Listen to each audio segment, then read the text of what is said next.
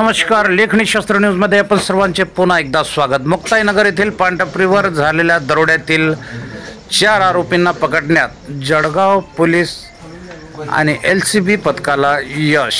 मुक्ताईनगर येथे झालेल्या दरोड्यात पानपट्टी मालकाला गोळी झाडून जखमी केले, तसेच भावाला आणि नातेवाईकाला तलवारीने जखमी केले होते. त्यातील 4 आरोपी पकडण्यात LCB पथकाला यश आले असून सध्या ते पोलिसांच्या ताब्यात आहेत. बघत रहा लेखणी शास्त्र न्यूज.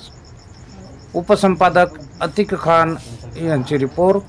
जय हिंद, जय संविधान. डिसेंबर रोजी मुक्ताईनगरमध्ये प्रवर्तन चौकात वडील आणि त्यांची 2 मुलं पानटपरी आपली बंद करून घरी निघालेले असताना 4 आरोपी 2 व्हेकलवर टू व्हीलरवर आलेले होते रात्री 10 ते 10:15च्या दरम्यान.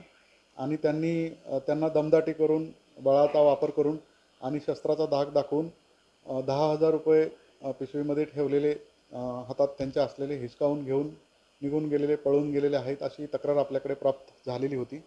त्याच्यानुसार आपण लोकल क्राईम ब्रँच आणि पोलीस स्टेशन यांनी त्याच्यामध्ये तपास केलेला आहे आणि 48 तासामध्ये त्याचे डिटेक्शन होऊन भुसावळमधील राहणारे 5 आरोपी आपण ताब्यात घेतलेले होते संशयित. त्यांनी गुन्ह्याची कबुली दिलेली आहे.